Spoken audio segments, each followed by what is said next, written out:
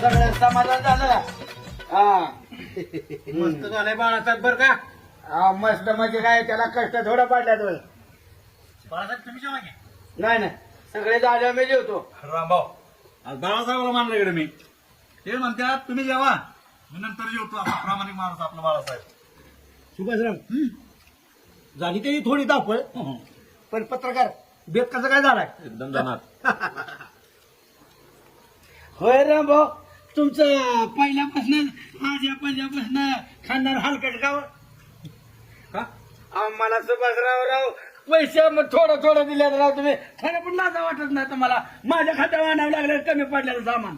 पैसे कमी पडलो हा, पैसे तुम्हाला द्यावं लागेल. पत्राचं घातलेलं मी सांगतो तुम्हाला. जे काय पडलं असेल कमी ते उद्या हिशोब करून करू आपण. बघ आम्हाला बेकार म्हणतोय तुला दानशूर आहे काय पंक्ती उठावतो का रुपये दिला का वर्गाने जेवणाची त्याच्यामुळे तुला उशिरा जेवायची पाळी आली. ऐका ना भाऊ उद्या बघून त्या काय असेल हिशोबाचा. सगळ्यात जास्त वर्गाने आपण दिले हो वर्गाने परत मागायला लागलाय. जर वेळेस सारखं घोडा तर लावायचा विचार नाही ना. नाही भरोसा नाही. प्रत्येकाला घोडा लावता आम्हाला त्याच्यावर पैसे कमी पडले ना. रामभाऊ ह्या हाताला काय थोडं कष्ट पडलं ना खाताना तर नीट नीटकं बोलायला रुपया देऊ नका. आम्हाला माहिती नाही बेकारी रुपया देऊ नका बरं गाव काय देऊ नका. दानशोराची अवलाद होती तुझी तर काय आधी वर्गाने दिले नाही. आता भाऊ बोलू थसकारा सुभाष नका तुम्ही आपल्यात भांडू. माझं नका पैसे देऊ माझी चूक झाली. काय असंच कशी काय पार्टी एकच नंबर. हा नाही तर तुम्ही तुमच्या वाढदिवसाला एक कोंबडी कापली 20 जण बोलावले. ती सुद्धा कापली नसती सुभाषराव मग जुळत होती. पत्रकार तुम्ही टेन्शन घेऊ नका. आमचं नेहमीच तुम्ही ठीक आहे.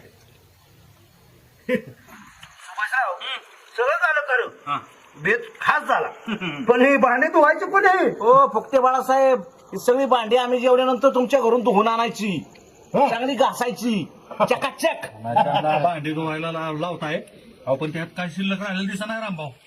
नाही नाही नका काळजी करू आणतो दोन मी भांडे बर का. कसे आमच्या उपकारच केला नाही तुम्ही पार्टीत बोलवून आम्हाला. दिवसभर म्हणला तू काम करायचं सगळं तुला पार्टीत घेतो. अशी पिसाळे कुत्रे होता बरं तुम्ही तेव्हा असं तुटून पाडला होता भांड्याने. थोडा एक लागा थोडं सुद्धा ठेवलं नाही. लाज वाटत नाही तुम्हाला. रामभाऊ अरे तुझे राहायला जेवायचा आमच्या उपकाराला राहिला काय होय नाही. तुला वाटलं असं शेवट जेवाव म्हणजे पाटीला शिल्लक राहिलेलं तुझंच आम्ही येणार काय तुला शिल्लक ठेवाय. नाही ना रामभाऊ त्याला विचार केला पाहिजे रामभाऊ. बाळासाहेब आम्ही 200 रुपये देतो मग जेवून या तुम्ही बाहेर. हा 200 रुपये देऊन टाका त्याला आणि खा. मग नाही तर आम्हाला माहितच आहे तू त्याची पिऊनच येणार आहे. नाही. तू कधी नीट